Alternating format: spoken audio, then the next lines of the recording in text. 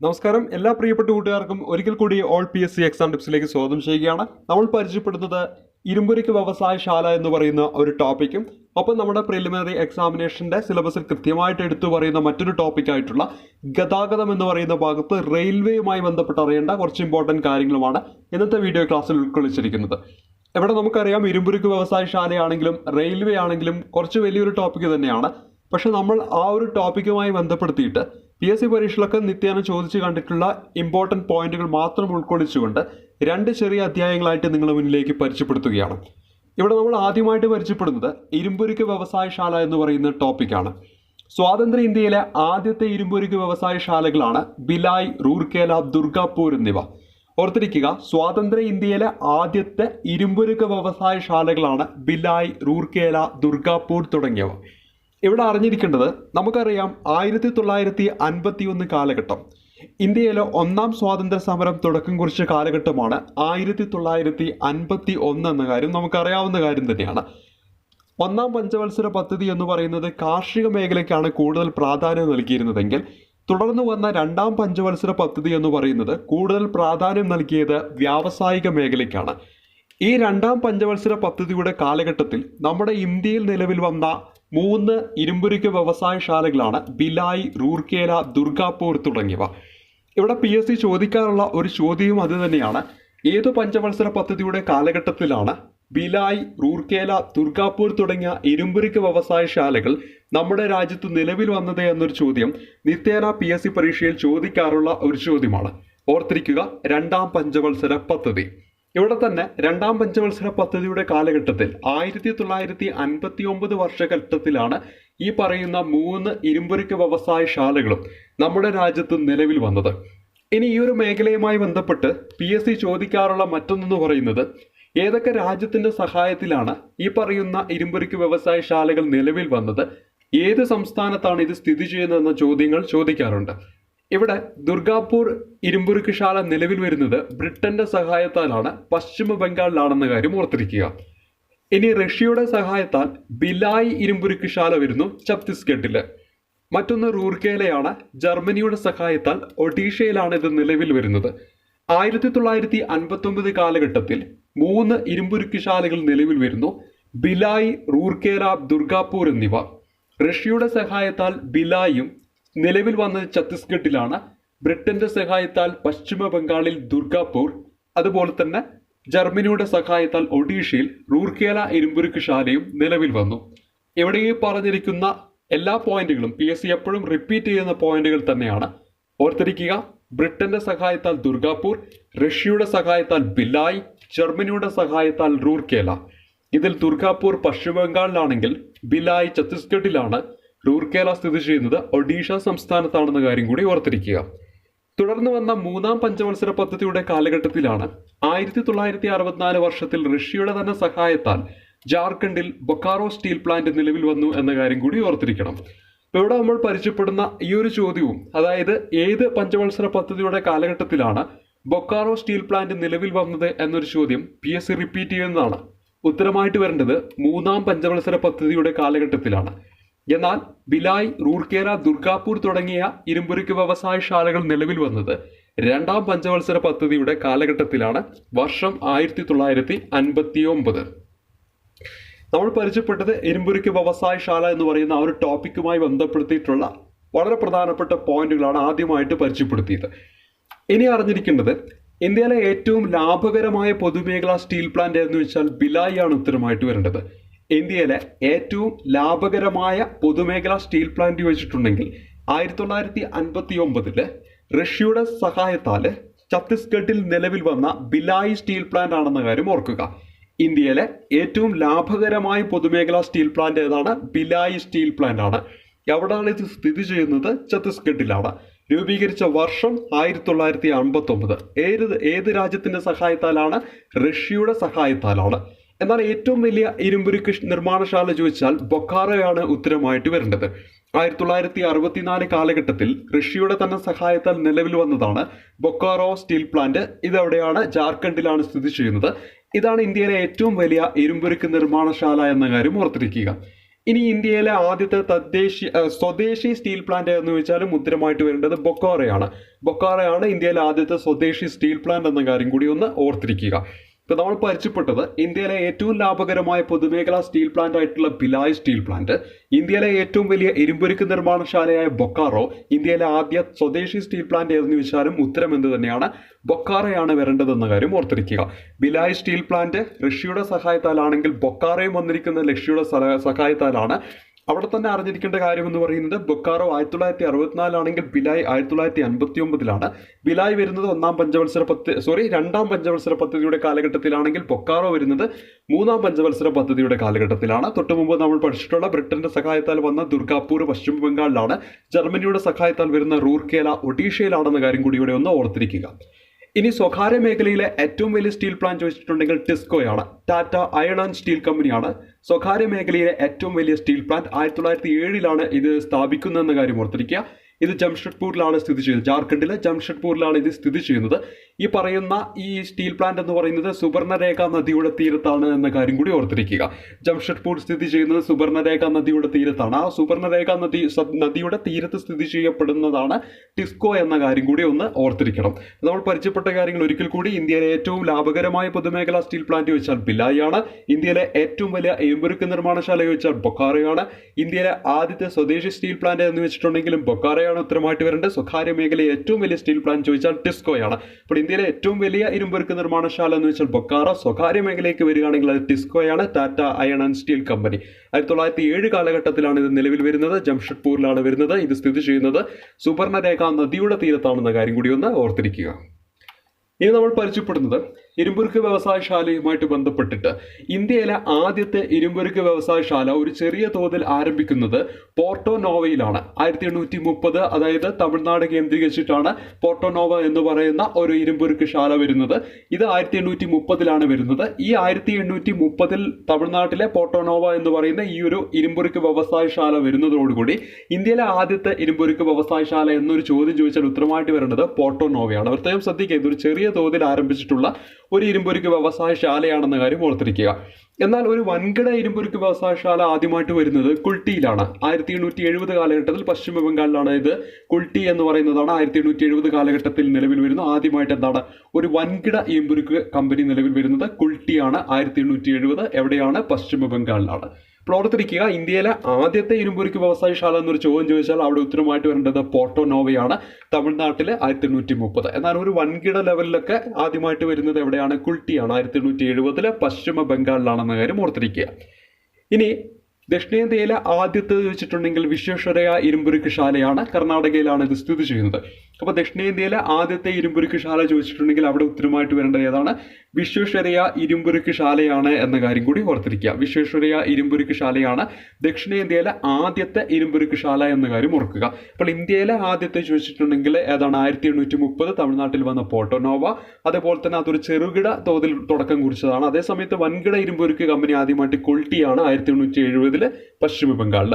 ഇനി ദക്ഷിണേന്ത്യയിലേക്ക് വരികയാണെങ്കിൽ അവിടെ ആദ്യത്തേത് വിശ്വേശ്വരയ്യ ഇരുമ്പുരുക്ക് ശാലയാണ്. അത് സ്ഥിതി ചെയ്യുന്നത് കർണാടകയിലാണെന്ന കാര്യം കൂടി ഒന്ന് ഓർത്തിരിക്കുക. ഇനി അടുത്തത് ദക്ഷിണ കൊറിയയുടെ സഹായത്താൽ തുടക്കം കുറിച്ചതാണ് പോസ്കോ എന്ന് പറയുന്ന സ്റ്റീൽ പ്ലാന്റ്. ഇത് ഒഡീഷയിലെ പാരാദ്വീപിലാണ് സ്ഥിതി ചെയ്യുന്നത്. പൊഹാങ് സ്റ്റീൽ കമ്പനിയാണ്, ദക്ഷിണ കൊറിയൻ കമ്പനിയായിട്ടുള്ള പൊഹാങ് സ്റ്റീൽ കമ്പനിയാണ് ഇന്ത്യയിൽ ഇത് സഹായിക്കുന്നത് എന്ന കാര്യം ഓർക്കുക. ഇപ്പോൾ ദക്ഷിണ കൊറിയയുടെ ഒരു കമ്പനിയാണ് പൊഹാങ് സ്റ്റീൽ പ്ലാന്റ് എന്ന് പറയുന്നത്. പൊഹാങ് സ്റ്റീൽ പ്ലാന്റ് ആ ഒരു കമ്പനിയുടെ സഹായത്താൽ നമ്മുടെ ഒഡീഷയിലെ പാരാദ്വീപിൽ തുടക്കം കുറിച്ചതാണ് പോസ്കോ സ്റ്റീൽ പ്ലാന്റ് എന്ന കാര്യം കൂടി ഓർത്തിരിക്കുക. അപ്പോൾ നമ്മളിവിടെ പരിചയപ്പെട്ട കാര്യങ്ങൾ ഒരിക്കൽ കൂടി ഒന്നും കൂടെ പറയാം. ഒരുമിച്ച് പറയുമ്പോൾ നിങ്ങൾക്ക് അത് മനസ്സിലേക്ക് എത്തുന്നതായിരിക്കും. ഒന്ന്, നമ്മൾ ബ്രിട്ടന്റെ സഹായത്താൽ ദുർഗാപൂർ തുടക്കം കുറിച്ചിട്ടുണ്ട്. റഷ്യയുടെ സഹായത്താൽ ഭിലായ് ഉണ്ട്, ബൊക്കാറയുണ്ട് എന്ന കാര്യം ഓർത്തിരിക്കുക.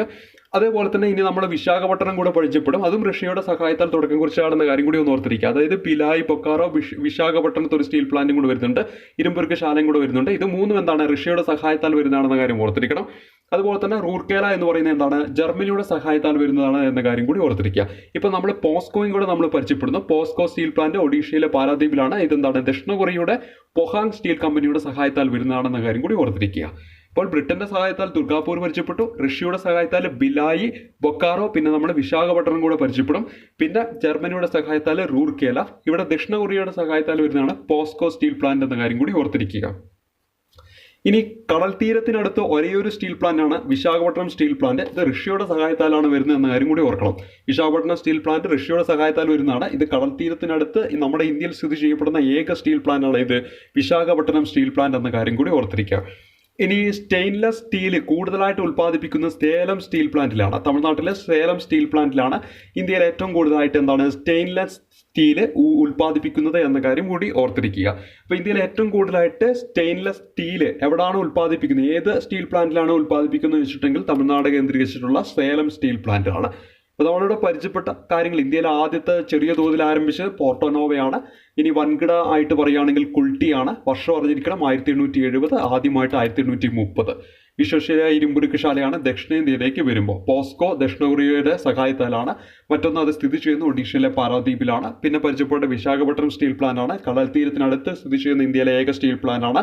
മറ്റൊന്ന് സ്റ്റെയിൻലെസ് സ്റ്റീലായിട്ട് വരുന്നത് എന്താണ്, ഏറ്റവും കൂടുതൽ അത് ഉൽപ്പാദിപ്പിക്കുന്ന എവിടെയാണ്, സേലം സ്റ്റീൽ പ്ലാന്റിലാണെന്ന കാര്യം കൂടി ഓർത്തിരിക്കുക. ഇനി നമ്മൾ അടുത്തായിട്ട് പരിചയപ്പെടാൻ പോകുന്നത് ഓരോ സംസ്ഥാനത്ത് സ്ഥിതി ചെയ്യപ്പെടുന്ന പ്രധാനപ്പെട്ട സ്റ്റീൽ പ്ലാന്റുകളാണ് നമ്മളൊന്ന് പരിചയപ്പെടാൻ പോകുന്നത്. അതിൽ തന്നെ ഇസ്കോ എന്ന് പറയുന്നത് സ്ഥിതി ചെയ്യപ്പെടുന്നത് പശ്ചിമ ബംഗാളിൽ ദുർഗാപൂർ എവിടെയാണ്, പശ്ചിമ ബംഗാളിലാണ്. ജാർഖണ്ഡിൽ സ്ഥിതി ചെയ്യപ്പെടുന്ന ടിസ്കോയും അതുപോലെ തന്നെ ബൊക്കാറോവും ടിസ്കോയും എവിടെയാണ് സ്ഥിതി ചെയ്യപ്പെടുന്നത്, ജാർഖണ്ഡിലാണ്. കർണാടകയിൽ വിശ്വേശ്വരയ്യുണ്ട്, മറ്റൊന്ന് വിജയനഗർ എന്നീ സ്റ്റീൽ പ്ലാന്റുകൾ കർണാടകയിലാണ് ഇരുമ്പുരുക്ക് ശാലകൾ സ്ഥിതി ചെയ്യപ്പെടുന്നത്. ഛത്തീസ്ഗഡിൽ ബിലായി സ്ഥിതി ചെയ്യപ്പെടുന്നു. ഒഡീഷയിലാണ് ടാറ്റ, അത് സ്ഥിതി ചെയ്യപ്പെടുന്നത് കലിംഗ നഗറിലാണ്. ടാറ്റ എന്ന പേരിൽ ഒരു സ്റ്റീൽ പ്ലാന്റ് സ്ഥിതി ചെയ്യപ്പെടുന്നത്. ഇവിടെ ഒരു ടിസ്കോയുണ്ട്, അത് ജാർഖണ്ഡിലാണെന്ന കാര്യം ഓർത്തിരിക്കുക. ഇത് ടാറ്റ എന്ന് പറയുന്നത് എവിടെയാണ്, കലിംഗ നഗർ, ഒഡീഷ. റൂർക്കേല അതുപോലെ തന്നെ ദൈത്രി എന്ന് പറയുന്ന പാരാദ്വീപിൽ സ്ഥിതി ചെയ്യപ്പെടുന്നതാണ്. തമിഴ്നാട്ടിൽ സ്ഥിതി ചെയ്യപ്പെടുന്നതാണ് സേലം സ്റ്റീൽ പ്ലാന്റ്. ആന്ധ്രാപ്രദേശിലേക്ക് വരുമ്പോൾ വിശാഖപട്ടണം സ്റ്റീൽ പ്ലാന്റ് ഉണ്ട്. മഹാരാഷ്ട്രയിലേക്ക് വരുമ്പോൾ ദോൾവി ഉണ്ട്. ദോൾവി എവിടെയാണെന്ന് വെച്ചിട്ടുണ്ടെങ്കിൽ മഹാരാഷ്ട്രയിലെ രത്നഗിരിയിലാണെന്ന കാര്യം കൂടി ഓർത്തിരിക്കുക. ഇവിടെ അറിഞ്ഞിരിക്കേണ്ട പ്രധാനപ്പെട്ട കാര്യങ്ങൾ, പശ്ചിമ ബംഗാളിൽ സ്ഥിതി ചെയ്യപ്പെടുന്ന രണ്ടെണ്ണം പരിചയപ്പെട്ടു. ഇസ്കോയും ഉണ്ട്, അതുപോലെ തന്നെ ദുർഗാപൂരും ഉണ്ട്. മറ്റൊന്ന് ജാർഖണ്ഡിലേക്ക് വരുമ്പോൾ ടിസ്കോയും ഉണ്ട്, പൊക്കാറോയും ഉണ്ട്. കർണാടകയിലേക്ക് വരുമ്പോൾ വിശ്വേശ്വരയ്യും ഉണ്ട്, വിജയനഗറും ഉണ്ട്. ഛത്തീസ്ഗഡിലെ ബിലായി ആണ്. ഒഡീഷയിൽ ടാറ്റ വരുന്നുണ്ട്, അത് കലിംഗ നഗറിലാണ് സ്ഥിതി ചെയ്യപ്പെടുന്നത്. റൂർക്കേല എന്ന് പറയുന്നതും എവിടെയാണ് സ്ഥിതി ചെയ്യപ്പെടുന്നത്, ഒഡീഷയിലാണ്. അതുപോലെ തന്നെ ദൈത്രി എന്ന് പറയുന്നതും ഒഡീഷയിലാണ്, പാരാദ്വീപിലാണ് സ്ഥിതി ചെയ്യപ്പെടുന്നത്. തമിഴ്നാട്ടിലാണ് സേലം വരുന്നത്. അതുപോലെ തന്നെ ആന്ധ്രാപ്രദേശിലെ വിശാഖപട്ടണം വരുന്നുണ്ട്. അതുപോലെ തന്നെ മഹാരാഷ്ട്രയിലെ ദോൽവി വരുന്നുണ്ട്, അത് രത്നഗിരി കേന്ദ്രീകരിച്ചിട്ടാണ് സ്ഥിതി ചെയ്യുന്നത് എന്ന കാര്യം കൂടി ഒന്ന് ഓർത്തിരിക്കുക. ഇനി സ്റ്റീൽ അതോറിറ്റി ഓഫ് ഇന്ത്യ എന്ന് പറയുന്നതാണ് ഇന്ത്യയിലെ പൊതുമേഖലാ ഇരുമ്പുരുക്ക് നിർമ്മാണശാലകളെയൊക്കെ നിയന്ത്രിക്കുന്നത് എന്താണെന്ന് വെച്ചിട്ടുണ്ടെങ്കിൽ സ്റ്റീൽ അതോറിറ്റി ഓഫ് ഇന്ത്യയാണ്. ഇത് 1973 ജനുവരി 24 ന്യൂഡൽഹി കേന്ദ്രീകരിച്ചിട്ടാണ് ഇത് തുടക്കം കുറിഞ്ഞത്. അപ്പോൾ സെയിലിൻ്റെ ആസ്ഥാനം എവിടെയെന്ന് വെച്ചിട്ടുണ്ടെങ്കിൽ ന്യൂഡൽഹിയാണ്. ഇത് സ്ഥാപിക്കപ്പെട്ടത് 1973 ജനുവരി 24 കാര്യം ഓർത്തിരിക്കണം. ഇനി ഈ സെയിലിൻ്റെ കീഴിൽ ആണ് നമ്മുടെ കോഴിക്കോട് സ്ഥിതി ചെയ്യപ്പെടുന്ന നല്ലളം സ്റ്റീൽ പ്ലാന്റ് എന്തിൻ്റെ കീഴിലാണെന്നൊക്കെ ചോദിച്ചാൽ ഈ പറയുന്ന സെയിലിൻ്റെ കീഴിലാണ്. അപ്പോൾ കോഴിക്കോടുള്ള നല്ലളം സ്റ്റീൽ പ്ലാന്റ് എവിടെയാണ്, കോഴിക്കോട്. അത് എന്തിൻ്റെ കീഴിൽ വരുന്നതാണ്, ഈ പറയുന്ന സ്റ്റീൽ അതോറിറ്റി ഓഫ് ഇന്ത്യയുടെ കീഴിലാണ്.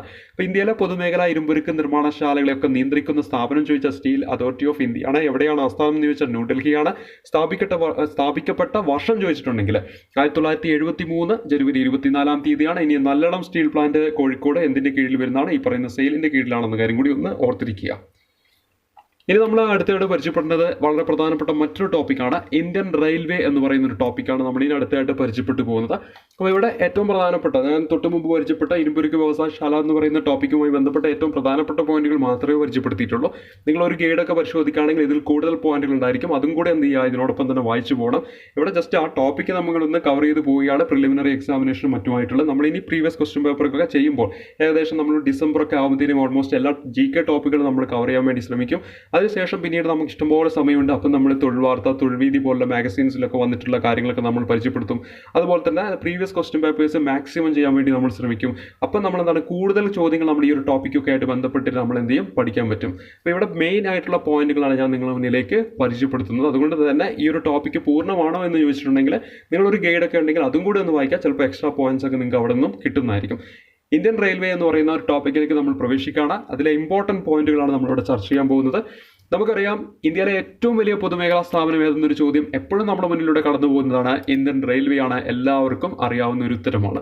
ഇനി ഒരു വന്നിരിക്കുന്ന ഒരു അപ്ഡേഷൻ, 2019 പുതുതായിട്ട് ഒരു സോണും കൂടെ കടന്നു വരികയാണ്, സൗത്ത് കോസ്റ്റ് റെയിൽവേ സോൺ. അങ്ങനെ ടോട്ടൽ നമ്മൾ ഇപ്പോൾ എത്ര സോണുകളുണ്ടെന്ന് വെച്ചിട്ടുണ്ടെങ്കിൽ 18 എണ്ണമാണെന്ന കാര്യം ഓർത്തിരിക്കുക. അപ്പോൾ റെയിൽവേ സോണുകളുടെ എണ്ണം ടോട്ടൽ എത്രയാണെന്ന് വെച്ചിട്ടുണ്ടെങ്കിൽ 18 ആണ്. 18ാമത്തെ റെയിൽവേ സോണായിട്ട് വന്നിരിക്കുന്നത് സൗത്ത് കോസ്റ്റ് റെയിൽവേ ആണെന്ന കാര്യം ഓർത്തിരിക്കുക. അപ്പോൾ ഈ ഒരു ഇടയ്ക്ക് നമ്മളൊരു വീഡിയോ ഒക്കെ ചെയ്യുന്ന സമയത്ത് നമ്മൾ കേരളത്തിലെ ടോട്ടൽ താലൂക്കുകളുടെ എണ്ണം 77 എന്ന് പറഞ്ഞ സമയത്ത് നമ്മൾ പഴയതായിട്ടുള്ള നമ്മൾ പണ്ടൊക്കെ പഠിച്ചിരിക്കുന്ന താലൂക്കുകളുടെ എണ്ണം എന്ന് പറയുന്നതായിരിക്കും പഴയ നമ്മുടെ ഗൈഡൊക്കെ യൂസ് ചെയ്യുന്നവരുടെ കയ്യിലുണ്ടാവുക. ചിലർ ആ പഴയ ഗൈഡ് പഠിച്ചിട്ട് അതിലിപ്പോൾ ആ പഴയതായിരിക്കും വെച്ച് നൽകിയിട്ടുണ്ടാകുക. അപ്പോൾ പലരും ആ ഒരു താലൂക്കിൻ്റെ കാര്യം പറയുന്ന സമയത്ത് അതിൻ്റെ താഴെ കമൻറ്റ് ചെയ്യുന്നുണ്ടായിരുന്നു, ഇത് 77 ആണോ, ആ പഴയ നമ്പറും അവിടെ കൊടുത്തിട്ടുണ്ടായിരുന്നു. അപ്പോൾ പ്രത്യേകം ശ്രദ്ധിക്കുക, അത്തരത്തിൽ പഴയ ഗൈഡുകളൊക്കെയാണ് നിങ്ങളെ കൈവശമുള്ളതെങ്കിൽ ഇത്തരത്തിലുള്ള മാറ്റങ്ങൾ കൂടി നിങ്ങൾ കൃത്യമായിട്ട് മനസ്സിലാക്കി വേണം പഠിക്കാനായിട്ട്. ഇപ്പോൾ ഓരോ കാര്യങ്ങൾ ഇപ്പോൾ സോണുകൾ ഇവിടെ ചേഞ്ച് ചെയ്ത് 2019 അത് ചേഞ്ച് ചെയ്യുന്നത്. അപ്പോൾ ആ ഒരു മാറ്റം അറിയാതെ നിങ്ങൾ ആ 17 എന്ന് പറയുന്നത് പഠിച്ചു വെച്ച് പോയിട്ടുണ്ടെങ്കിൽ എന്ത് സംഭവിക്കും? ഉത്തരം തെറ്റിപ്പോകും. 17 ഓപ്ഷനിലുണ്ടായിരിക്കും, നിർബന്ധമായിട്ടും ഓപ്ഷനിലുണ്ടായിരിക്കുന്നതായിരിക്കും എന്ത് 17 എന്ന് പറയുന്നത്. അപ്പോൾ എന്താണ് ഉത്തരം തെറ്റും, നിങ്ങൾക്ക് അത് നെഗറ്റീവ് ആവും. അപ്പോൾ ഇത്തരത്തിലുള്ള മാറ്റങ്ങളൊക്കെ നിങ്ങൾ എന്ത് ചെയ്യണം, ജസ്റ്റ് നെറ്റൊക്കെ ഒന്ന് സെർച്ച് ചെയ്തിട്ട് മനസ്സിലാക്കിയിട്ട് വേണം എന്ത് ചെയ്യാൻ, പഠിക്കാനായിട്ട് എന്ന കാര്യം കൂടി ഒന്ന് പറയുകയാണ്. അപ്പോൾ ഇവിടെ നമ്മൾ ഈ ഒരു റെയിൽവേ സോണുകളിലേക്ക് കടന്നു വരുമ്പോൾ 18ാമത്തെ റെയിൽവേ സോൺ എന്ന് പറയുന്നത് ഏതാണ്? ഈ പറയുന്ന സൗത്ത് കോസ്റ്റ് റെയിൽവേ ആണ്. വിശാഖപട്ടണമാണ് അതിൻ്റെ ആസ്ഥാനം. 2019 നിലവിൽ വന്നത്. അപ്പോൾ നമ്മളിവിടെ പരിചയപ്പെട്ടത് ഇന്ത്യയിലെ ഏറ്റവും വലിയ പൊതുമേഖലാ സ്ഥാപനം ചോദിച്ചാൽ ഇന്ത്യൻ റെയിൽവേ ആണ്. ഇന്ത്യൻ റെയിൽവേ ടോട്ടൽ എത്ര സോണുകളുണ്ടെന്ന് ചോദിച്ചാൽ 18 ആണ്. 18ാമത്തെ സൗത്ത് കോസ്റ്റ് റെയിൽവേ സോണാണ്. അത് 2019 നിലവിൽ വന്നു. ആസ്ഥാനം ചോദിച്ചിട്ടുണ്ടെങ്കിൽ വിശാഖപട്ടണമാണെന്ന കാര്യം ഓർത്തിരിക്കുക. ഇനി നമ്മുടെ ഇന്ത്യൻ റെയിൽവേയുടെ ആദ്യത്തെ പേരെന്ന് പറയുന്നത് ഗ്രേറ്റ് ഇന്ത്യൻ പെനിൻസുലാർ റെയിൽവേ എന്നാണ്. ഗ്രേറ്റ് ഇന്ത്യൻ പെനിൻസുലാർ റെയിൽവേ എന്നാണ് ഇന്ത്യൻ റെയിൽവേയുടെ ആദ്യത്തെ പേരെന്ന് പറയുന്നത്. ഇനി ഇന്ത്യൻ റെയിൽവേയുടെ പിതാവ് എന്നൊക്കെ അറിയപ്പെടുന്നത് ഡൽഹൌസിയാണ്. ഡൽഹൌസിയാണ് ഇന്ത്യൻ റെയിൽവേയുടെ പിതാവ്. ഡൽഹൌസിയുടെ കാലഘട്ടത്തിൽ 1853 ഏപ്രിൽ 16 ആദ്യമായിട്ട് ഇന്ത്യയിലെ ഒരു റെയിൽവേ ഒക്കെ വരുന്നത്. ആദ്യമായിട്ട് ഇന്ത്യയിലെ റെയിൽവേ ലൈൻ എന്ന് പറയുന്നത് ബോംബെ മുതൽ താനെ വരെയാണ്. 34 കിലോമീറ്റർ ആയിരുന്നു എന്നൊക്കെ നമ്മൾ പഠിച്ചിട്ടുള്ള കാര്യങ്ങൾ തന്നെയാണ്. ഇനി കേരളത്തിൽ വരുന്നത് 1861 മാർച്ച് 12 ബേപ്പൂർ മുതൽ തിരൂർ വരെയാണെന്ന കാര്യം ഓർത്തിരിക്കുക. തുടർന്ന് 1951 കാലഘട്ടത്തിലാണ് ഈ പറയുന്ന ഇന്ത്യൻ റെയിൽവേ എന്ത് ചെയ്യുന്നത്, ദേശസാൽക്കരിക്കുന്നത്, നാഷണലൈസ് ചെയ്യുന്നത് 1951 കാര്യം കൂടി ഓർത്തിരിക്കണം. ഇപ്പോഴും ഓർത്തിരിക്കുക, ആദ്യത്തെ പേരെന്താണ്? ഗ്രേറ്റ് ഇന്ത്യൻ പെനിൻസുലാർ റെയിൽവേ എന്നാണ്. ഗ്രേറ്റ് ഇന്ത്യൻ പെനിൻസുലാർ റെയിൽവേ എന്നതാണ് ഇന്ത്യൻ റെയിൽവേയുടെ ആദ്യത്തെ പേര്.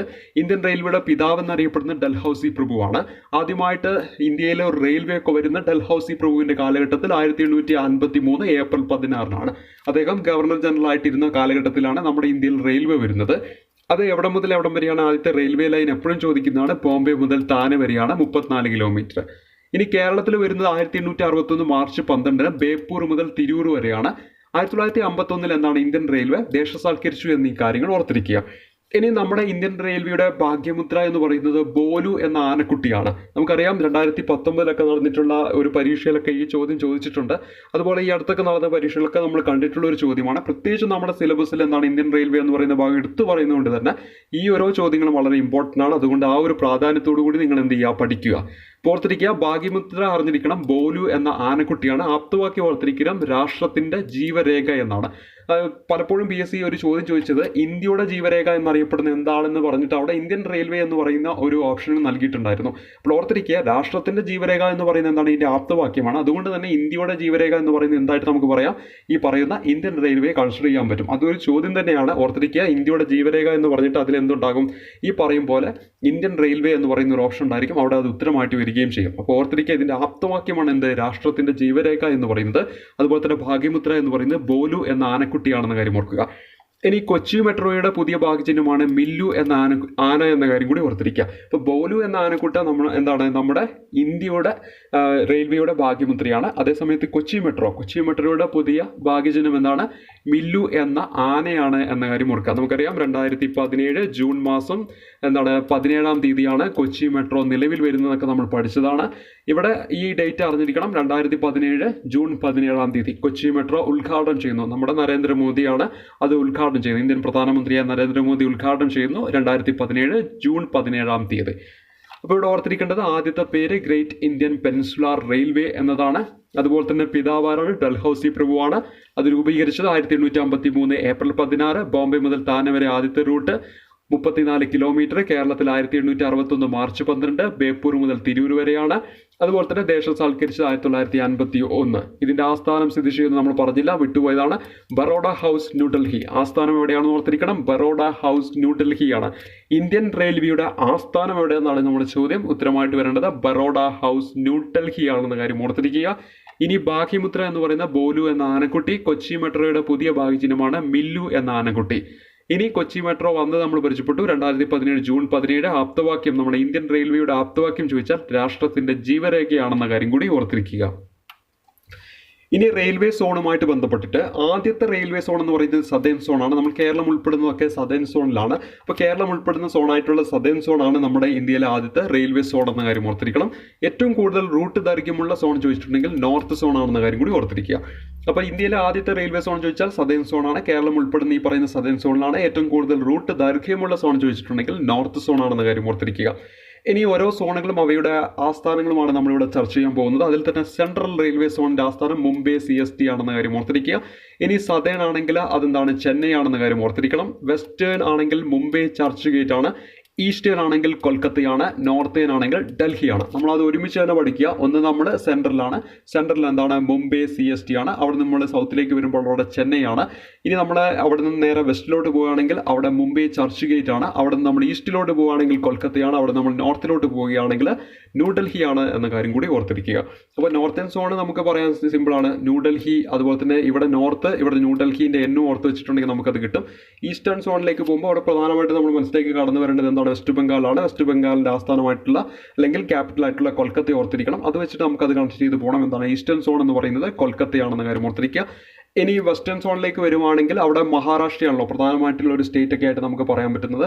അപ്പോൾ അവിടെ ഓർത്തിരിക്കുക മുംബൈ ചർച്ച് ഗേറ്റ് എന്ന കാര്യം ഓർക്കുക. സദേൺ സോൺ എന്ന് പറയുമ്പോൾ നമ്മൾ എപ്പോഴും കേട്ടിട്ടുള്ളതാണ്, ചെന്നൈയാണ്. എപ്പോഴും റിപ്പീറ്റ് ചെയ്യുന്ന ഒരു ചോദ്യമാണ് എന്ത്, ചെന്നൈ എന്ന് പറയുന്നത്. അത് ഓർത്തിരിക്കുക. സദേൺ സോണിന്റെ എന്താണ് ആസ്ഥാനം ചോദിച്ചിട്ടുണ്ടെങ്കിൽ ചെന്നൈ ആണെന്ന കാര്യം ഓർക്കുക. സെൻട്രൽ ആണെങ്കിൽ അത് മുംബൈ CST ആണെന്ന കാര്യം കൂടി ഓർത്തിരിക്കുക. ഇനി നോർത്ത് ഈസ്റ്റേൺ സോൺ ഉണ്ട്, സൗത്ത് ഈസ്റ്റേൺ സോൺ ഉണ്ട്, നോർത്ത് വെസ്റ്റേൺ ഉണ്ട്, അതുപോലെ തന്നെ സൗത്ത് വെസ്റ്റേൺ ഉണ്ട്. അപ്പോൾ ഒരു ഓർഡറിൽ തന്നെ പഠിക്കുക. നോർത്ത് ഈസ്റ്റേൺ എന്ന് പറയുന്നത് ഗോരഖ്പൂർ ആണ്, ഉത്തർപ്രദേശിലെ ഗോരഖ്പൂർ ആണ് നോർത്ത് ഈസ്റ്റേൺ സോണിന്റെ ആസ്ഥാനം എന്ന കാര്യം ഓർക്കണം. ഇനി സൗത്ത് ഈസ്റ്റേണിലേക്ക് വരികയാണെങ്കിൽ കൊൽക്കത്തയാണ്. നോർത്ത് വെസ്റ്റേണിലേക്ക് വരികയാണെങ്കിൽ ജയ്പൂർ ആണ്. സൗത്ത് വെസ്റ്റേണിലേക്ക് വരികയാണെങ്കിൽ കർണാടകയിലെ ഹുബ്ലി ആണെന്ന കാര്യം കൂടി ഓർത്തിരിക്കുക. അപ്പോൾ നമ്മൾ ആ ഒരു ഓർഡറിൽ തന്നെയാണ്, അതായത് പഠിക്കാൻ വേണ്ടിയിട്ട് എളുപ്പത്തിൽ ഒരു ഓർഡറിൽ തന്നെയാണ് നിങ്ങളെ മുന്നിലേക്ക് പരിചയപ്പെടുത്തുന്നത്. നിങ്ങൾ ശ്രദ്ധിച്ചാൽ മനസ്സിലാവും. ഇത് സെൻട്രലാണ് മുംബൈ CST, ഇത് സദേൺ ആണ് ചെന്നൈ ആണ്, വെസ്റ്റേൺ ആണ് മുംബൈ ചർച്ച് ഗേറ്റ് ആണ്, ഈസ്റ്റേൺ ആണ് കൊൽക്കത്തയാണ്, നോർത്തേൺ ആണ് ന്യൂഡൽഹിയാണ്. അവിടെ അത് കഴിഞ്ഞിരിക്കുന്നു. ഇനി രണ്ടാമതായിട്ട് നമ്മൾ വരുന്നത് എങ്ങോട്ടാണ്, നോർത്ത് ഈസ്റ്റേൺ, അതെന്താണ് ഗോരഖ്പൂർ ഉത്തർപ്രദേശ്. ഇനി സൗത്ത് ഈസ്റ്റേൺ കൊൽക്കത്ത. ഇനി എന്താ ബാക്കിയുള്ളത്, വെസ്റ്റ് ഈസ്റ്റേൺ ആണ് ബാക്കിയുള്ളത്, അത് ജയ്പൂർ. പിന്നെ നമ്മൾ സൗത്ത് വെസ്റ്റേണിലേക്ക് എത്തുന്നു, അത് ഹുബ്ലി കർണാടക എന്ന കാര്യം ഓർക്കുക. ഇനി നമ്മൾ സെൻട്രലിൽ വെച്ചിട്ട് സൗത്ത് സെൻട്രലിൽ സെക്കന്ദരാബാദ്, അതുപോലെ തന്നെ ഈസ്റ്റ് സെൻട്രലിലെ ഹാജിപൂർ ബീഹാർ, നോർത്ത് സെൻട്രലിൽ അലഹബാദ്, വെസ്റ്റ് സെൻട്രലിൽ ജബൽപൂർ മധ്യപ്രദേശ്. ഇപ്പോൾ ഇവിടെ സെൻട്രലിൽ ഓർത്തിരിക്കണം മുംബൈ CST ആണ്. ഇത് സൗത്ത് സെൻട്രൽ ആണെങ്കിൽ സെക്കന്ദരാബാദ്, ഈസ്റ്റ് സെൻട്രൽ ആണെങ്കിൽ ഹാജിപൂർ ബീഹാർ, നോർത്ത് സെൻട്രൽ ആണെങ്കിൽ അലഹബാദ്, വെസ്റ്റ് സെൻട്രൽ ആണെങ്കിൽ ജബൽപൂർ മധ്യപ്രദേശ്. ഇനി സൗത്ത് ഈസ്റ്റ് സെൻട്രൽ ആണെങ്കിൽ ബിലാസ്പൂർ ആണ് ഛത്തീസ്ഗഡിൽ. അതുപോലെ നോർത്ത് ഈസ്റ്റ് ഫ്രോണ്ടയർ ഉണ്ട്, അതെന്താണ് ഗുവാഹത്തിയാണ്, അത് ആസാമിലാണ്. നോർത്ത് ഈസ്റ്റ് ഫ്രോണ്ടയർ എന്നാണ് പറയുക, അതെന്താണ് ഗുവാഹത്തി, ആസാമിലെ ഗുവാഹത്തിയാണ് അവിടെ നമ്മുടെ അതിൻ്റെ ആസ്ഥാനമായിട്ട് വരുന്നത്. ഇനി സൗത്ത് ഈസ്റ്റ് സെൻട്രൽ ആണെങ്കിൽ ഛത്തീസ്ഗഡിലെ ബിലാസ്പൂർ ആണെന്ന് കാര്യം ഓർത്തിരിക്കുക. ഇനി ഈസ്റ്റ് കോസ്റ്റ് ആണെങ്കിൽ ഭുവനേശ്വർ ആണ്. കൊൽക്കത്ത മെട്രോയുടേത് കൊൽക്കത്ത തന്നെയാണ് അതിൻ്റെ ആസ്ഥാനം വരുന്നത്. ഇനി സൗത്ത് കോസ്റ്റ് റെയിൽവേ ഉണ്ട്, 2019 18ാമത്തെ റെയിൽവേ സോണാണ്, അതാണ് വിശാഖപട്ടണം എന്ന കാര്യം കൂടി ഓർത്തിരിക്കുക. അപ്പോൾ 18 റെയിൽവേ സോണുകളുടെയും എന്താണ് ആസ്ഥാനം അറിഞ്ഞിരിക്കണം. അത് എപ്പോഴും PSC റിപ്പീറ്റ് ചെയ്ത് ചോദിക്കുന്നതാണ്. അതിൽ കൂടുതലായിട്ടൊക്കെ ചോദിച്ചു കാണുന്ന ഈ സദേൺ സോണിൻ്റെ എപ്പോഴും ചോദിക്കാറുണ്ട്. ഇനി ഒരുപക്ഷെ പരീക്ഷയിൽ ഈ പറയുന്ന സൗത്ത് കോസ്റ്റ് റെയിൽവേയുടെ ചോദിക്കും, കാരണം അത് പുതിയതായിട്ട് വന്നതാണ്, വിശാഖപട്ടണത്താണെന്ന കാര്യം ഓർക്കുക, 18ാമത്തേതാണെന്ന കാര്യം കൂടി ഓർക്കുക. പരിചയപ്പെട്ടത് റെയിൽവേ സോണുകളാണ്. സെൻട്രൽ ആണെങ്കിൽ മുംബൈ CST, സദേൺ ആണെങ്കിൽ ചെന്നൈ ആണ്, വെസ്റ്റേൺ ആണെങ്കിൽ മുംബൈ ചർച്ച് ഗേറ്റ്, ഈസ്റ്റേൺ ആണെങ്കിൽ കൊൽക്കത്തയാണ്, നോർത്തേൺ ആണെങ്കിൽ ന്യൂഡൽഹിയാണ്. ഇനി നോർത്ത് ഈസ്റ്റേൺ ആണെങ്കിൽ ഗോരഖ്പൂർ ഉത്തർപ്രദേശ്, സൗത്ത് ഈസ്റ്റ് ആണെങ്കിൽ കൊൽക്കത്ത, നോർത്ത് വെസ്റ്റേൺ ആണെങ്കിൽ ജയ്പൂർ, സൗത്ത് വെസ്റ്റേൺ ആണെങ്കിൽ ഹുബ്ലി കർണാടക, സൗത്ത് സെൻട്രൽ ആണെങ്കിൽ സെക്കന്ദരാബാദ്, ഈസ്റ്റ് സെൻട്രൽ ആണെങ്കിൽ ഹാജിപൂർ ബീഹാർ, നോർത്ത് സെൻട്രൽ ആണെങ്കിൽ അലഹബാദ്, വെസ്റ്റ് സെൻട്രൽ ആണെങ്കിൽ Jabalpur Madhya Pradesh. South east central Bilaspur ഛത്തീസ്ഗഡും, നോർത്ത് വെസ്റ്റ് ഫ്രണ്ടിയർ എന്ന് പറയുന്നത് ഗുവാഹത്തി ആസാമാണ്, ഈസ്റ്റ് കോസ്റ്റ് എങ്കിൽ ഭുവനേശ്വർ. കൊൽക്കത്ത മെട്രോയുടെ ആസ്ഥാനം കൊൽക്കത്ത തന്നെയാണ്. സൗത്ത് കോസ്റ്റ് റെയിൽവേ 2019 വന്ന 18ാമത്തെ റെയിൽവേ സോൺ ആസ്ഥാനം എവിടെയാണെന്ന് വെച്ചിട്ടുണ്ടെങ്കിൽ വിശാഖപട്ടണമാണ്. ഇത് ഏതെങ്കിലുമൊക്കെ തരത്തിൽ ജസ്റ്റ് ഒന്ന് സ്ക്രീൻഷോട്ട് എടുക്കുക, എന്നിട്ട് നിങ്ങൾ കുറേ പ്രാവശ്യം ഇതിങ്ങനെ വായിക്കുക. അപ്പോൾ എന്തെങ്കിലുമൊക്കെ കണക്റ്റിംഗ് ലിങ്ക് നിങ്ങളെ മനസ്സിലേക്ക് എത്തുന്നതായിരിക്കും. ആ രീതിയിൽ ഇത് പഠിച്ചു വെക്കാൻ നിർബന്ധമാണ്, പരീക്ഷയ്ക്ക് നിർബന്ധമായിട്ടും ചോദിക്കുന്ന ഒരു ഭാഗമാണ്. ഇനി അടുത്ത് നമ്മൾ പരിചയപ്പെടാൻ പോകുന്നത് ഇതും കൂടെ അറിഞ്ഞിരിക്കണം. നമ്മളിപ്പോൾ നോർത്ത് സൗത്ത് എന്നൊക്കെയാണ് പരിചയപ്പെട്ടത്. പക്ഷേ പരീക്ഷാ പേപ്പറിൽ പ്രത്യേകിച്ച് നമ്മുടെ LDC പേപ്പറിൽ ഒരിക്കലും നോർത്തോ സൗത്ത് എന്നായിരിക്കില്ല ചോദിക്കുക. ഇങ്ങനെ ആയിരിക്കും ചോദിക്കുക. അതായത് വടക്ക് ഉത്തര എന്നായിരിക്കും ചോദിക്കുക. അതായത് നോർത്തിന് നമുക്ക് വടക്കെന്നും ഉത്തര എന്നും പറയാൻ പറ്റും. അതുപോലെ തന്നെ ഇവിടെ നോക്കുക, ഇപ്പോൾ ഇത് എന്താണ്, ഇവിടെ നമ്മൾ പറഞ്ഞ പോലെ തന്നെ ഇത് നോർത്തേൺ എന്ന് പറയുന്നതിന് പകരം ഉത്തര റെയിൽവേ എന്നോ അല്ലെങ്കിൽ അങ്ങനെ പറയാം. ആ ഒരു തരത്തിൽ ഉത്തര റെയിൽവേ സോണിൻ്റെ ആസ്ഥാനം ഏതെന്ന് ചോദിക്കാം. അപ്പം നമുക്ക് എന്ത് പറയണം, ന്യൂഡൽഹി എന്ന് പറയണം. അപ്പോൾ ഈ ഒരു കാര്യം കൂടി, അതായത് നോർത്തിനെ എന്ത് പറയുന്നുണ്ട്, വടക്കെന്നും അതുപോലെ തന്നെ ഉത്തര എന്നും പറയുന്നുണ്ട്. അതുപോലെ തന്നെ ഇവിടെ പടിഞ്ഞാറിനെയാണ് എന്ത്, പശ്ചിമ എന്ന് പറയുന്ന കാര്യം ഓർത്തിരിക്കുക. അപ്പോൾ ഇവിടെ നമുക്ക് വെസ്റ്റേൺ എന്ന് പറഞ്ഞില്ല, അതായത് ചിലപ്പോൾ ചോദിക്കുക പശ്ചിമ റെയിൽവേയുടെ സോൺ എന്നാണ് ചോദിക്കുക. അപ്പോൾ ഈ വെസ്റ്റിനെയാണ് പശ്ചിമ എന്ന് പറയുന്നതും കൂടെ ഒന്ന് ഓർത്തിരിക്കണം. മുമ്പേ ചർച്ച ചെയ്തിട്ടാണെന്ന കാര്യം ഓർത്തിരിക്കുക. ഇനി കിഴക്കിനെ പൂർവ്വം എന്നാണ് പറയുക. അപ്പോൾ ഈ പറയുന്ന കിഴക്കെന്ന് പറയുന്ന ഭാഗത്തേക്ക് വരികയാണ്, ഈസ്റ്റേൺ എന്ന് പറയുന്നതിലേക്ക് വരുമ്പോൾ കിഴക്കൻ റെയിൽവേ സോണിൻ്റെ ആസ്ഥാനം ചോദിക്കാം, അവിടെ ഉത്തരമായിട്ട് വരേണ്ട. അല്ലെങ്കിൽ പൂർവ്വ റെയിൽവേ സോണിൻ്റെ ആസ്ഥാനം ചോദിക്കാം, കൊൽക്കത്തയായിരിക്കും ഉത്തരമായിട്ട് വരിക. അതുപോലെ തന്നെ ദക്ഷിണ തെക്ക്, അത് പിന്നെ അറിയാവുന്നതാണ് എല്ലാവർക്കും. സൗത്തിൻ്റെ മലയാളമായിട്ട് വരുമ്പോൾ ദക്ഷിണയും തെക്കുമാണ് വരുന്നത്. അപ്പോൾ നോർത്ത് ആണെങ്കിൽ ഉത്തര എന്ന കാര്യം ഓർത്തിരിക്കുക. കിഴക്ക് അതുപോലെ തന്നെ അതിനെയാണ് പൂർവ്വം, ഈസ്റ്റ് എന്ന് പറയുമ്പോൾ അതിനെ നമുക്ക് പൂർവ്വം എന്ന് പറയാം. വെസ്റ്റ് എന്ന് പറയുന്നത് പടിഞ്ഞാറ്, അതുപോലെ തന്നെ പശ്ചിമം. അതിൽ പടിഞ്ഞാറ് നമ്മൾ എപ്പോഴും കേൾക്കുന്നതാണ്, പക്ഷേ പശ്ചിമം നമുക്ക് ഈ പൂർവ്വവും പശ്ചിമവും നമുക്ക് കൺഫ്യൂഷൻ ആവാനുള്ള ചാൻസ് ഉണ്ട്. ഓർത്തിരിക്കുക, എന്താണ്, വെസ്റ്റ് എന്ന് പറയുന്നത് പശ്ചിമമാണ്, അതുപോലെ തന്നെ ഈസ്റ്റ് എന്ന് പറയുന്നത് പൂർവ്വമാണ്, അതുപോലെ തന്നെ തെക്കിനെ നമുക്ക് ദക്ഷിണ എന്ന് പറയാൻ പറ്റും, അതുപോലെ തന്നെ വടക്കിന് നമുക്ക് ഉത്തര എന്നും പറയാൻ പറ്റും എന്ന കാര്യം ഓർത്തിരിക്കുക. അപ്പോൾ അത് പരീക്ഷയ്ക്ക് ചോദിക്കും. ഇപ്പോൾ ഇവിടെ നോക്ക്, നോർത്ത് ഈസ്റ്റേൺ എന്നാണ് പറയുന്നത്. നോർത്ത് ഈസ്റ്റേൺ എന്ന് പറയുമ്പോൾ ഉത്തര പൂർവ്വ റെയിൽവേ സോണിൻ്റെ ആസ്ഥാനം എന്താണെന്ന് ചോദിക്കുക. അപ്പം നമ്മൾ മേലോട്ട് നോക്കിയിരിക്കുക, ഏതാണ് ഉത്തരം ഏതാണ് പൂർവ്വം എന്ന് ചിലപ്പോൾ കൺഫ്യൂഷൻ വരും. അപ്പോൾ അത് ഒഴിവാക്കാൻ വേണ്ടിയിട്ടാണ് ഇവിടെ കൃത്യമായിട്ട് എടുത്ത് പറഞ്ഞിരിക്കുന്നത്. ഓരോ ഭാഗം എന്ത് ചെയ്യണം, കൃത്യമായിട്ട് ഓർത്ത് വേണം പഠിക്കാനായിട്ട്. ഓരോ ഭാഗത്തും PSCയുടെ പ്രിലിമിനറി എക്സാമിനേഷനിൽ കൃത്യമായിട്ട് സിലബസ് എടുത്ത് പറഞ്ഞുകൊണ്ട് തന്നെ ഓരോ പോയിന്റുകളും അവരെന്താണ് ചോദ്യമായിട്ട് നമുക്ക് പ്രതീക്ഷിക്കാവുന്നതാണ്. അതുകൊണ്ട് ഓർത്തിരിക്കുക, നോർത്ത് ഈസ്റ്റേൺ റെയിൽവേ എന്ന് പറയുമ്പോൾ നമുക്ക് അത് മലയാളത്തിലേക്ക് എന്ത് ചെയ്യുമ്പോൾ ഉത്തര പൂർവ്വ റെയിൽവേയുടെ ആസ്ഥാനം എന്നായിരിക്കും. ഇനി നോർത്ത് വെസ്റ്റ് ആണെങ്കിലോ ഉത്തര പശ്ചിമ റെയിൽവേയുടെ ആസ്ഥാനം ഏതെന്നാണ്. അപ്പോൾ അതുകൊണ്ട് അതും കൂടെ ഓർത്തിരിക്കണം. ഇത്ര ഓർത്താൽ മതി. എന്താണ്, വടക്ക് ഉത്തര, കിഴക്ക് പൂർവ്വം, പടിഞ്ഞാറിന് പശ്ചിമം, ദക്ഷിണ എന്നതിന് തെക്ക്. ദക്ഷിണയും പടിഞ്ഞാറും കിഴക്കും വടക്കൊക്കെ എല്ലാവർക്കും അറിയാം, പക്ഷെ പശ്ചിമം പൂർവ്വം ഇത് രണ്ടായിരിക്കും മാറിപ്പോവുക. ഉത്തരയും ദക്ഷിണയും ഒക്കെ എല്ലാവർക്കും അറിയാവുന്നതാണ്, അല്ലെങ്കിൽ തെക്കൊക്കെ അറിയാവുന്നതാണ്. അത് മാത്രം ഒന്ന് ഓർത്തിരിക്കുക. ഈ പശ്ചിമയും പൂർവ്വം അങ്ങോട്ടും ഇങ്ങോട്ടും മാറാതെ ഓർത്തിരിക്കണം. ഈസ്റ്റിനെയാണ് എന്തെന്ന് പറയുന്നത്, പൂർവ്വം എന്ന് പറയുന്നത്. അതുപോലെ തന്നെ പശ്ചിമ എന്ന് പറയുന്നത് പടിഞ്ഞാറിനെയാണ് എന്ന കാര്യം കൂടി ഓർക്കുക. അതായത് ഈ ഇവിടെ ഓർത്തിച്ചാൽ മതി, ഈ പായുമാണ് വരുന്നത്. അത് കണക്ട് ചെയ്ത് പോയാലും മതി. എങ്ങനെയാണ്, പശ്ചിമ എന്ന് പറയുന്നതും പടിഞ്ഞാറ് എന്ന് പറയുമ്പോൾ സ്റ്റാർട്ട് ചെയ്യുന്നത് എന്തിലാണ്, പായിലാണ്. ഇവിടെ പൂ എന്ന് പറയുന്നതിലാണ് സ്റ്റാർട്ട് ചെയ്യുന്നത്, അല്ലേ, പൂർവ്വം എന്നല്ല പറയുന്നത്. അപ്പോൾ ആ ഒരു രീതിയിൽ വേണമെങ്കിൽ നിങ്ങൾക്ക് കണക്ട് ചെയ്ത് അങ്ങനെ ഓർത്ത് വെക്കാം. എന്നിരുന്നാലും നിങ്ങളത് പഠിച്ചിരിക്കണം. ആ ഒരു ചോദ്യമാണ് PSC ചോദിച്ചത്. എന്താണ്, പശ്ചിമ റെയിൽവേയുടെ ആസ്ഥാനം ഏത്? അത്തരത്തിലുള്ള ചോദ്യങ്ങളായിരിക്കും ചോദിക്കുക. അതുകൊണ്ട് ആ രീതിയിലും പഠിച്ചു വെച്ച് പോകണം എന്ന കാര്യം ഓർത്തിരിക്കുക. ഇനി നമ്മൾ അടുത്തായിട്ട് പരിചയപ്പെടുന്ന കുറച്ച് കാര്യങ്ങളാണ്. തിരുവനന്തപുരം റെയിൽവേ ഡിവിഷനിലെ ആദ്യ ഹരിത റെയിൽവേ സ്റ്റേഷൻ ചോദിച്ചിട്ടുണ്ടെങ്കിൽ കാവൽക്കിണറാണ്. തമിഴ്നാട്ടിലെ കാവൽക്കിണറാണ് എന്തെന്ന് പറയുന്നത് തിരുവനന്തപുരം റെയിൽവേ ഡിവിഷനിലെ ആദ്യത്തെ ഹരിത റെയിൽവേ സ്റ്റേഷൻ എന്ന കാര്യം ഓർക്കുക. തമിഴ്നാട്ടിലെ കാവൽക്കിണറാണെന്ന കാര്യം ഓർക്കുക. ഇനി ഒരു മേഘദൂത് എന്ന് പറയുന്ന ഒരു പദ്ധതിയുണ്ട്.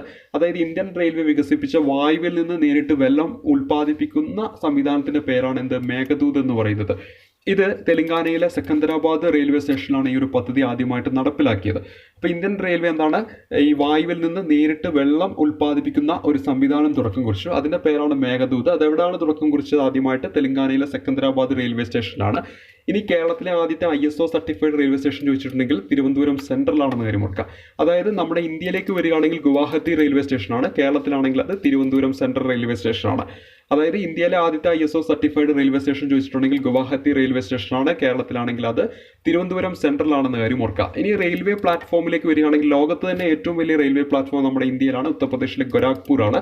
എന്നാൽ നമ്മുടെ കൊല്ലം റെയിൽവേ സ്റ്റേഷനിലെ കൊല്ലം റെയിൽവേ പ്ലാറ്റ്ഫോം എന്ന് പറയുന്നത് എന്താണ്, ഇന്ത്യയിലെ രണ്ടാമത്തെ നീളം കൂടിയ റെയിൽവേ പ്ലാറ്റ്ഫോം ആണെന്ന കാര്യം കൂടി ഓർത്തിരിക്കുക. അപ്പോൾ റെയിൽവേ പ്ലാറ്റ്ഫോമിൽ ഇന്ത്യയിലെ ഏറ്റവും വലുത് ചോദിച്ചാൽ ഗോരഖ്പൂറാണ്, ലോകത്തും ഏറ്റവും വലുത് ഗോരഖ്പൂറാണ്, ഉത്തർപ്രദേശിലാണ്. അതേസമയത്ത് ഇന്ത്യയിലെ രണ്ടാമത് വരുന്നത് കൊല്ലമാണെന്ന കാര്യം കൂടി ഓർത്തിരിക്കുക. ഇവിടെ നമ്മൾ പരിചയപ്പെട്ടതെന്നാണ് ആദ്യത്തെ ISO സർട്ടിഫൈഡ് റെയിൽവേ സ്റ്റേഷൻ. ഇന്ത്യയിലെ ഏതാണ്, ഗുവാഹത്തി റെയിൽവേ സ്റ്റേഷനും നമ്മുടെ കേരളത്തിലേക്ക് വരുമ്പോൾ തിരുവനന്തപുരം സെൻട്രലാണെന്ന കാര്യം ഓർക്കുക. ഇനി അറിഞ്ഞിരിക്കേണ്ടത് ആദ്യത്തെ സർവീസ് നമ്മൾ ഓൾറെഡി പരിചയപ്പെട്ടാണ്. അതിനോടൊപ്പം തന്നെ കുറച്ച് കാര്യങ്ങൾ കൂടി ആഡ് ചെയ്യുക. ഇന്ത്യയിൽ ആദ്യമായിട്ട് ഒരു റെയിൽവേ ലൈൻ വരുന്നത് ബോംബെ മുതൽ താനെ വരെയാണ് 1853 ഏപ്രിൽ 16-ാം തീയതി. ഇനി നമ്മുടെ തെക്കേ ഇന്ത്യയിലേക്ക് വരികയാണെങ്കിൽ വെയ്സാർ പാണ്ഡ്യ മുതൽ വലാജ് റോഡ് വരെയാണ് എന്താണ് ആദ്യമായിട്ടൊരു റെയിൽവേ ലൈൻ വരുന്നത്. വെയ്സാർ പാണ്ഡ്യ മുതൽ വലാജ് റോഡ് വരെയാണ് നമ്മുടെ തെക്കേ ഇന്ത്യയിലെ ആദ്യത്തെ റെയിൽവേ ലൈൻ എന്ന് പറയുന്നത്. 1856 കാലഘട്ടത്തിലാണ് അത് വരുന്നത് എന്ന കാര്യം കൂടി ഓർത്തിരിക്കുക. ഇനി കേരളത്തിൽ നമ്മൾ പരിചയപ്പെട്ടു ബേപ്പൂർ മുതൽ തിരൂർ വരെയാണ് 1861 മാർച്ച് 12-ാം തീയതി.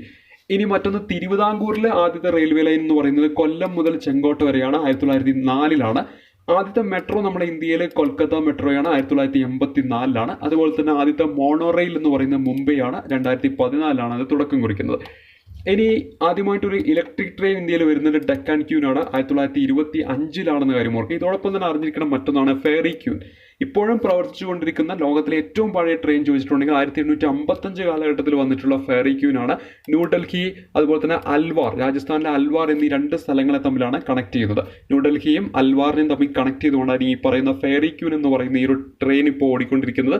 ഇപ്പോഴും പ്രവർത്തിച്ചുകൊണ്ടിരിക്കുന്ന ലോകത്തിലെ പഴയ ട്രെയിനാണിത്. വർഷം 1855-ലാണ് തുടക്കം കുറിച്ചത്. ഇനി ആദ്യത്തെ ഇലക്ട്രിക് ട്രെയിൻ നമ്മൾ പരിചയപ്പെട്ടു ഡെക്കാൻ ക്യൂൻ 1925. ആദ്യത്തെ മോണോറെയിൽ പരിചയപ്പെട്ടു 2014 തുടക്കം കുറിച്ച മുംബൈയാണ്. ഇനി ആദ്യത്തെ മെട്രോ കൊൽക്കത്തയാണ് 1984-ആണ്. തിരുവിതാംകൂർ ആദ്യത്തെ റെയിൽവേ ലൈൻ ചോദിച്ചാൽ കൊല്ലം മുതൽ ചെങ്കോട്ട 1904. കേരളത്തിൽ ബേപ്പൂർ തിരൂർ വർഷം വളരെ ഇമ്പോർട്ടൻ്റ് ആണ് 1861 മാർച്ച് 12. തെക്കേ ഇന്ത്യയിലാണ് വെയ്സാർ പാണ്ഡ്യ മുതൽ വലാജ റോഡ് വരെ, അത് 1856-ആണ് വർഷം എന്ന് പറയുന്നത്. ഇനി ഇന്ത്യയിൽ ആദ്യത്തതും വളരെ ഇമ്പോർട്ടൻ്റ് ആണ് ബോംബെ മുതൽ താനെ വരെ വർഷം ഇമ്പോർട്ടൻ്റ് ആണ് 1853 മുതൽ 1853 ഏപ്രിൽ 16 എന്ന വർഷം കൂടി ഒന്ന് ഓർത്തിരിക്കുക.